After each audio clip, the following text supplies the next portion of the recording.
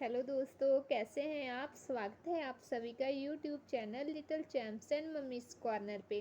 तो फ्रेंड्स, आज हम बात करेंगे कि जो न्यू बॉर्न बेबी होते हैं, नवजात शिशु होते हैं, उनके साथ ऐसी कौन सी प्रॉब्लम 10-15 प्रॉब्लम होती है जो एवरी बच्चे के साथ होती है। तो ज़्यादा घबराने की बात नहीं है।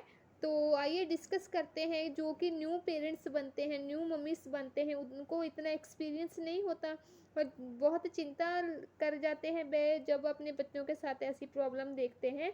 तो इसी टॉपिक पर आज हम बात करते हैं कि कौन सी प्रॉब्लम है जो नवजात शिशु के साथ होती रहती है। तो सबसे पहले मेन प्रॉब्लम होती है, तो इसको क्या होता है, बर्थ टाइम इंजरी बोला जाता है।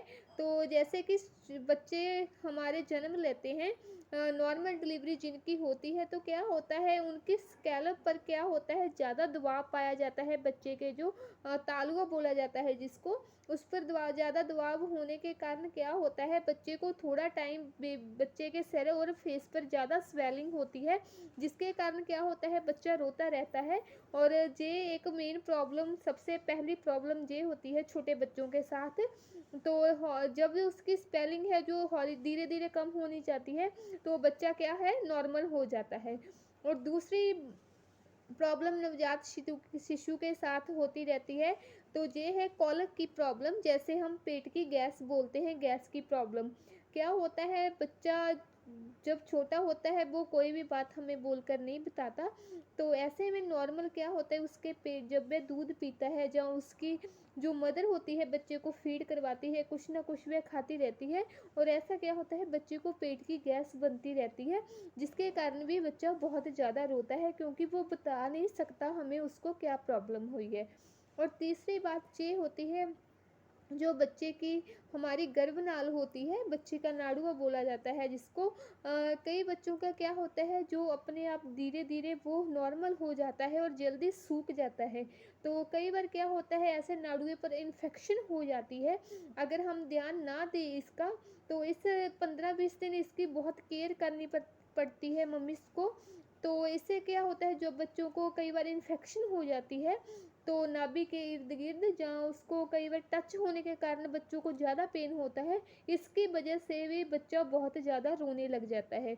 और इसके और एक प्रॉब्लम है कि जो बच्चों के क्या होता है, अब विंटर का सीज़न स्टार्ट हो चुका है, तो बच्चों को कफ और नाक बंद होने की मेन प्रॉब्लम छोटे बच्चों को ज़्यादा होती रहती है। तो आप इस प्रक्रिया में क्या कर सकते हैं, या तो आप एक नेज़ल आती है उसको खरीद लग सकते हैं, उसकी 2 ड्रॉप्स से बच्चों के नाक में आप दोनों साइड पा सकते हैं। इससे बच्चों की प्रॉब्लम सॉल्व हो जाती है, क्योंकि जब बच्चे साँस लेते हैं तो उनको साँस लेने में प्रॉब्लम होती है, ना तो वे अपना म्यूक्स बाहर निकाल सकते हैं, तो इसकी वजह से भी बच्चे रोते हैं। और इसके बाद है, जैसे बच्चों को कफ हो जाती है, छोटे बच्चों को खांसी हो जाती है, और जब वे खांसते हैं तो उनकी जो बॉडी है उसमें सभी जो उसकी बोन्स होती है वो नरम होती है, और बहुत ज़्यादा बच्चों का जोर लगता है, जिसकी वजह से बच्चों की छाती में दर्द होता है, इसकी वजह से भी बच्चे रोते हैं। और दूसरे इसके आगे मेन प्रॉब्लम बच्चों की होती है कि बच्चों के स्किन पर क्या होता है, रैशिश हो जाते हैं, बच्चों की स्किन पर रैशेस हो जाते हैं, जैसे कि डायपर के रैशेस हो जाते हैं, और फेस पर एलर्जी हो जाती है। तो ये भी एक मेन और कॉमन प्रॉब्लम होती है छोटे बच्चों के साथ। जैसे 3 मंथ से पहले की हम बात कर रहे हैं, 6 मंथ या 3 मंथ के पहले से, तो डायपर रैशेस होते रहते हैं। तो इसमें हम क्या करते हैं, बहुत सारी कंपनियों की डायपर रैशेस की क्रीम आती है, तो उनको बाय करके हम बच्चों के डायपर रैशेस वाले एरिया पे लगा सकते हैं। और एक और मेन प्रॉब्लम होती है, जब बच्चे हमारे बॉर्न होते हैं, नवजात शिशु का जन्म होता है, और थोड़े ही टाइम बाद हम देखते हैं कि उनके फेस पर पीले से हमें दाग या धब्बे दिखाई देते हैं, और आंखें भी पीली लगती है।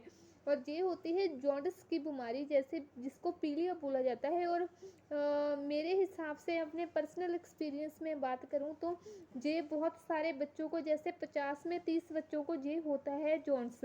तो ऐसे में हमें क्या करना है, बच्चों को जो सुबह धूप निकलती है, 10-15 मिनट आपको नवजात शिशु को उस धूप में लेकर खड़ना है। तो ऐसा करने से आप 1 मंथ करेंगे, जब 20-25 दिन भी करेंगे तो बच्चों को पीलिया की प्रॉब्लम नहीं होती है। और तीसरी बात ये होती है कि बच्चों की स्किन पर एलर्जी होती, जैसे हम बोलते हैं कि छोटे बच्चों के फेस पर दाने हो जाते हैं, तो ये भी कॉमन बात है, इसे घबराने की बात नहीं है। क्योंकि जब बच्चे फीड करते हैं, अपनी माँ का दूध पीते हैं, तो उससे क्या होता है, जैसे उनकी माँ जो भी कुछ खाती है, कई बार चीज़ें गर्म खा लेती है, तो उसकी वजह से भी बच्चों के फेस पर दाने हो जाते हैं। आप उस पर नॉर्मल नारियल का तेल अप्लाई कर सकते हैं या सरसों का तेल अप्लाई कर सकते हैं और वो ठीक हो जाते हैं। तो फ्रेंड्स, ये तो थी मेन प्रॉब्लम।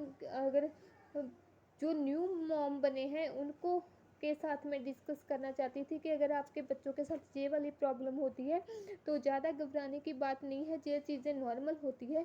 आई होप आपने मेरी बात ध्यान से सुनी होगी और आपको अच्छी लगी होगी। तो वीडियो को देखने के लिए आपका बहुत बहुत थैंक यू। तो वीडियो अच्छी लगी तो प्लीज़ चैनल को सब्सक्राइब कर लीजिए एंड वीडियो को लाइक ज़रूर कीजिए। मिलते हैं एक और नई वीडियो के साथ, तब तक के लिए बाय बाय।